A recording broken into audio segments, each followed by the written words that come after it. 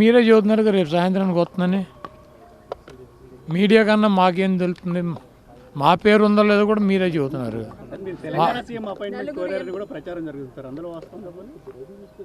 ఇక్కడ ఉన్న ఒక స్టేట్లో మా సీఎం గారు ఈ మా పనులే మాకు సాగట్లేదు. మళ్ళీ పక్క రాష్ట్రం వెళ్ళి పక్క రాష్ట్ర సీఎం, కర్ణాటక సీఎం అపాయింట్మెంట్ తీసుకుని నేనేం చేయను.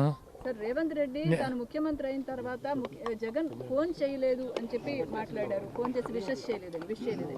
ట్విట్టర్లో పెట్టాడు కమ్మా, బెస్ట్ విషెస్ అని చెప్పి ముఖ్యమంత్రి గారు ట్విట్టర్లో పెట్టారు కదా. పర్సనల్ కాల్ చేయలేదు, కోసం కూడా కాల్ అంటే మా ఓటమి జగన్ ఎంత చేయాలో అంతా చేశారు, అవన్నీ కూడా నాకు తెలుసు అని కూడా అన్నాడు.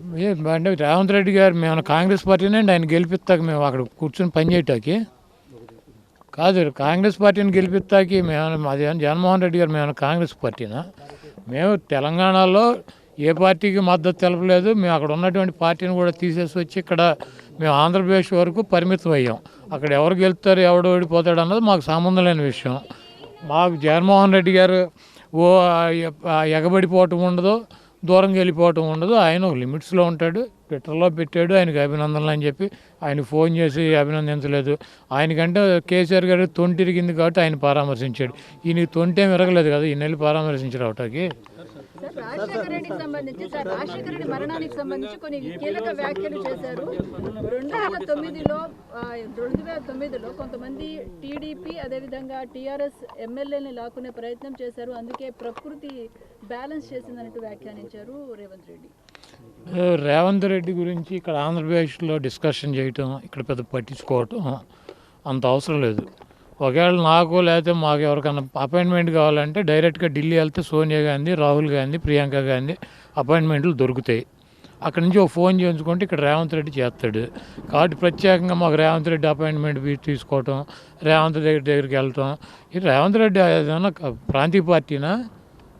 రేవంత్ రెడ్డి ఏమైనా సుప్రీమా?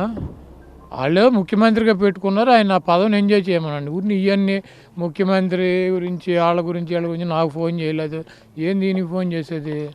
ఆయన ట్విట్టర్లో పెట్టాడు మర్యాదగా, కంగ్రాచులేషన్స్ ముఖ్యమంత్రి అయినందుకని చెప్పి. నాకు ఫోన్ చేయలేదు, నన్ను వచ్చి కలవలేదు.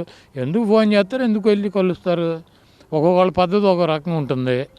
మా చంద్రబాబు నాయుడు అయితే ఎవడు ముఖ్యమంత్రి అవుతాడని చూసుకుంటూ ఉంటాడు. కౌంటింగ్ టపటప ఫోన్ కొట్టి నేనే నిన్ను గెలిపించానని చదువుతాడు. మాకు ఆ పరిస్థితి లేదు, మేము అంత ఎగబడాల్సిన అవసరం లేదు. కాబట్టి ఇవన్నీ రేవంత్ రెడ్డినో లేకపోతే పక్క రాష్ట్ర ముఖ్యమంత్రులనో పట్టించుకునే టైం జగన్మోహన్ రెడ్డి గారికి లేదు. మాకు ఇక్కడ మా రాష్ట్రము, మా రాష్ట్ర పరిస్థితులు, ఇక్కడ ఉన్నటువంటి ప్రజానీకం, ఇక్కడ ఉన్నటువంటి పొలిటికల్ సిచ్యువేషన్స్లోనే మేము ఉంటాము. మాకు ఈ రాష్ట్రంలో తప్పించి పక్క రాష్ట్రాల్లో మాకు పార్టీ ఉంది కదా, ఎందుకు తీసాం? వద్దనుకునే కదా. ఒక ఎంపీ గెలిచాం, ఖమ్మం జిల్లాలో 3 ఎమ్మెల్యేలు గెలిచాం. మేము పోటీ చేసిన ప్రతి చోట 40,000 50,000 ఓట్లు వచ్చినాయి. అయినా కూడా వద్దనుకుని మేము ఇక్కడికి ఎందుకు వచ్చాం? మాకు అవసరం లేదనే కదా పక్క రాష్ట్ర రాజకీయాల్లో.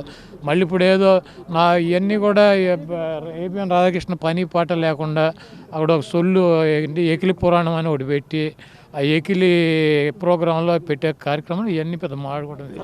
షర్మిల గారికి ఏపీలో సపోర్ట్ అందిస్తాను, ఏపీలో షర్మిల గారికి పూర్తిగా సపోర్ట్ అందిస్తాను. ఎవరు? రేవంత్ రెడ్డి రేపు వచ్చేయండి. లేకపోతే ఆయన్ని వచ్చి ఇక్కడ ప్రెసిడెంట్ అవ్వమనండి.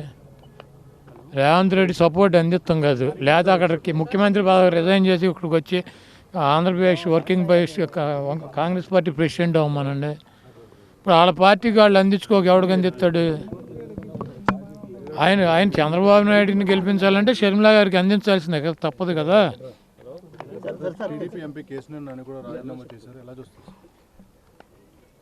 చంద్రబాబు నాయుడు చాలా స్పష్టంగా డబ్బులకి సీట్లు అమ్ముకుంటున్నాడు.